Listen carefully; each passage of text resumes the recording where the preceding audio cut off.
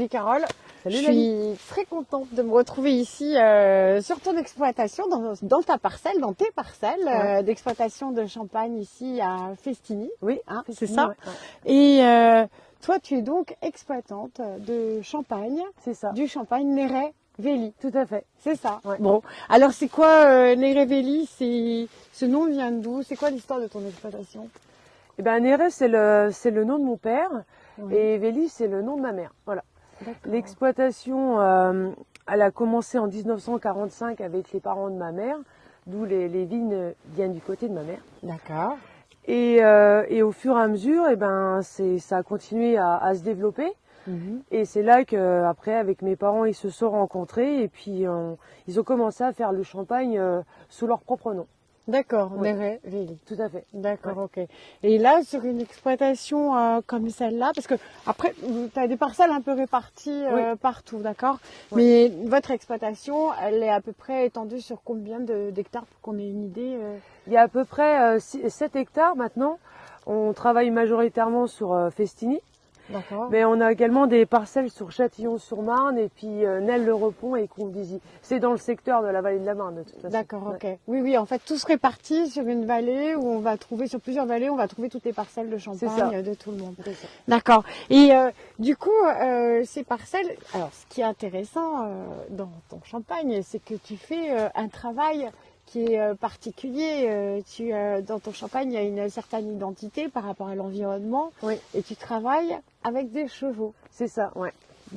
Alors vas-y, explique-moi, tu travailles avec des chevaux de trait d'ailleurs. Des chevaux de trait, c'est ça, oui. C'est ma belle-sœur, c'est son métier.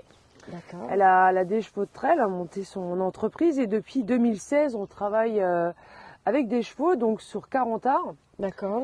On a doublé la surface depuis 2 ans.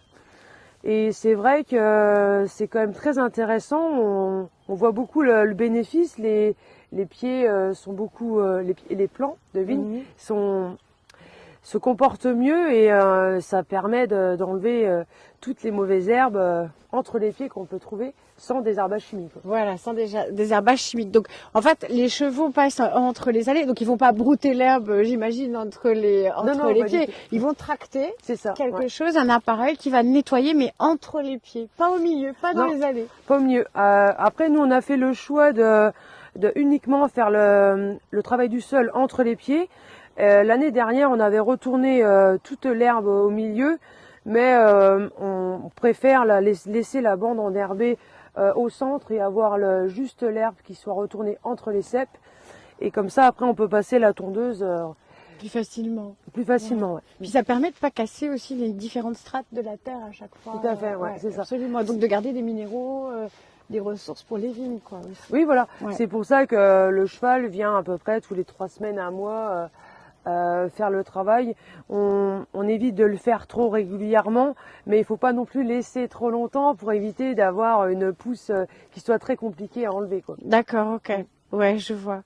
Et donc, alors, sur cette parcelle, tu vas avoir plusieurs types de champagne, parce que j'ai vu tout ton catalogue et tu as eu la gentillesse de me faire goûter plusieurs de tes champagnes. Et donc, sur cette parcelle, on est sur une parcelle où tu vas produire essentiellement la 5G. C'est ça, la 5G. La nouveauté. Ouais, la 5G, c'est la nouveauté qui est sortie cette année. La 5G pour 5 grammes de sucre par litre. Donc là, c'est du parcellaire. On est vraiment uniquement sur les parcelles travaillées au cheval. On voulait absolument faire une cuvée comme cela. Et c'est spécial. Là, pourquoi 5G? Pour 5 grammes de sucre, c'était plus simple à expliquer. D'accord. Donc, on rajoute uniquement 5 grammes de liqueur par litre, donc on est en extra brut. Et donc, tu as, parce que j'ai eu l'occasion de goûter, tu m'as fait goûter un champagne qui était un meunier. Oui. Un meunier qui était blanc de noir. Un blanc de noir. Un blanc de noir, ouais, voilà. D'ailleurs, il va falloir qu'on explique. Elle dit, c'est quoi la différence entre blanc de noir, blanc de blanc? C'est la couleur du raisin, en fait, tout simplement. C'est ça, ouais, tout à fait. Et la chair. Il y a chair, ouais. La chair est blanche, mais c'est la pellicule qui est noire pour le blanc de noir.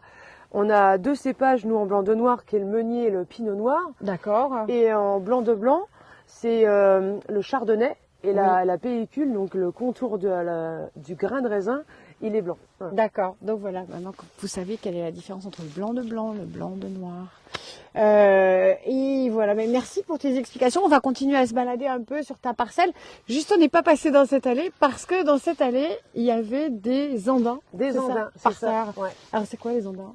Des andins, en fait, c'est tout simplement les bois de taille qu'on ne va pas sélectionner pour le guyot simple dans cette parcelle, qu'on met au sol. Et après, on vient broyer avec un broyeur pour faire des petits morceaux de bois pour ne pas laisser des grands brins comme ça qui restent dans la vie. C'est très joli en tout cas, mais je crois qu'on les utilise aussi pour faire des séparations dans les potagers. C'est ça, ouais. Ouais, c'est ça, les gens tricotent des séparations entre les potagers. Bon, mais Carole, on quitte cette parcelle 5G, c'est ça? C'est ça, la 5G. Ouais. La 5G, et on va faire un tour. Là, t'as d'autres parcelles par là-bas. Oui, c'est ça. Ouais. Ok. Ouais.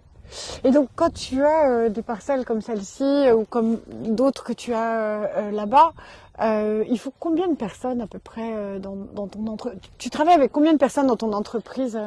On est quatre actuellement. Il y a aussi mes parents qui sont à la retraite, mais bon, qui travaillent encore avec nous quand même beaucoup. Et puis